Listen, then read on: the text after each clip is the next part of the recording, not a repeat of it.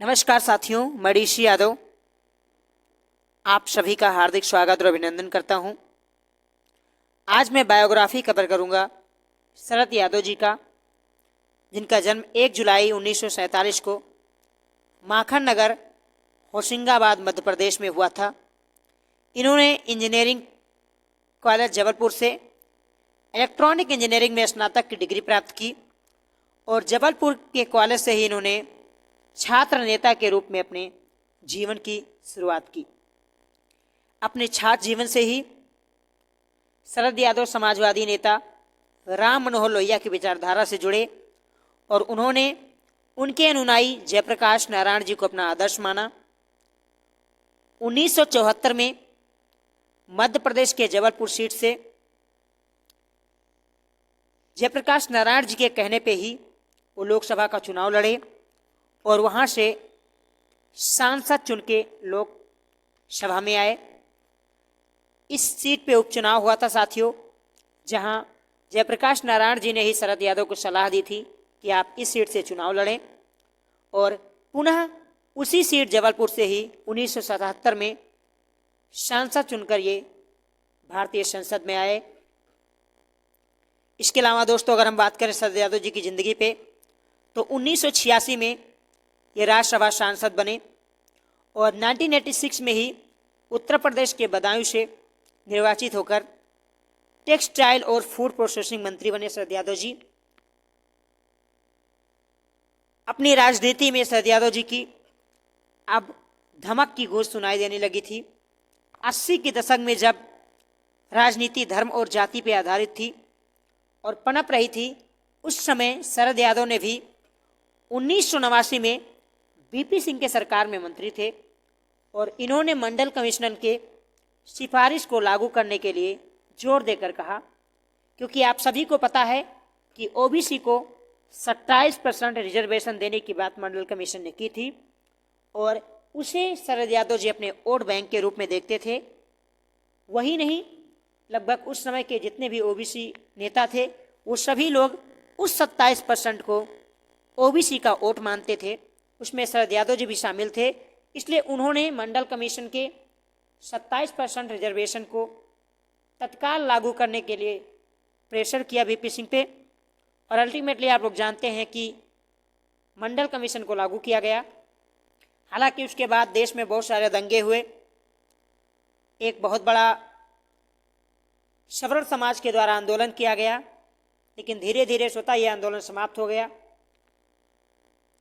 Indira Sahni case 1992 में supreme court की मोहर लगने के बाद भी इसमें कमी आई। अगर मैं आगे बात करता हूं शरद यादव जी के बारे में दोस्तों, तो जैसा कि मैंने कहा कि 80 के दशक में मंडल और कमंडल की राजनीति में शरद यादव ने अंततः कांग्रेस का दामन छोड़ दिया, क्योंकि 1992 में जब 6 दिसंबर को बाबरी मस्जिद ढहाई गई, उसके बाद एक तरीके से बीजेपी अपना सत्ता देख रही थी भारतीय इतिहास में, राजनीति में।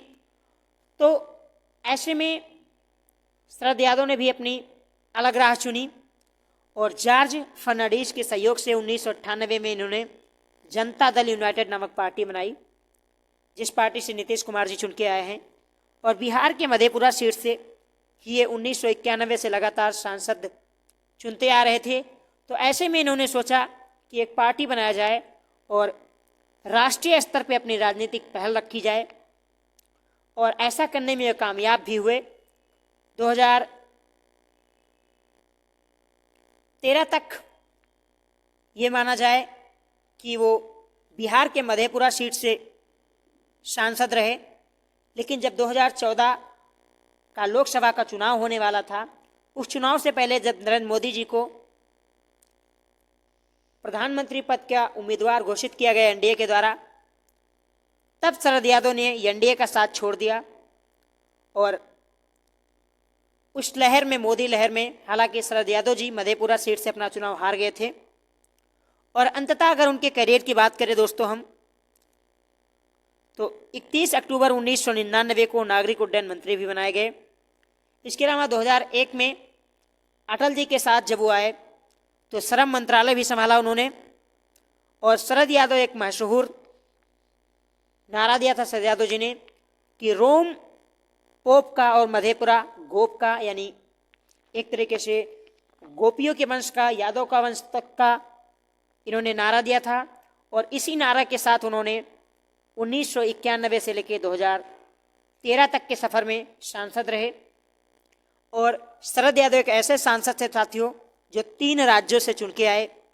आप सभी को पता है कि मध्य प्रदेश के जबलपुर सीट से, उत्तर प्रदेश के बदायूं सीट से और बिहार के मधेपुरा सीट से चुन के आए। तो 3 राज्यों से लोकसभा चुनाव जीतकर आने वाले संभवतः पहले सांसद थे। और इस महान नेता ने 12 जनवरी 2023 को गुरुग्राम के फोर्टिस हॉस्पिटल में इस दुनिया को अलविदा कह दिया। और सदा के लिए एक कहानी बन गया कि एक थे शरद यादव। तो दोस्तों, आपको कैसा लगा शरद यादव जी की बायोग्राफी, कमेंट करके जरूर बताइए। यदि आप तक अभी लोगों ने DCIS इंस्टीट्यूट को सब्सक्राइब नहीं किया तो प्लीज़ सब्सक्राइब कर लीजिए। आप सभी हमारे साथ जुड़े इसके लिए आपका धन्यवाद। आप सभी का दिन शुभ हो। जय हिंद, जय भारत।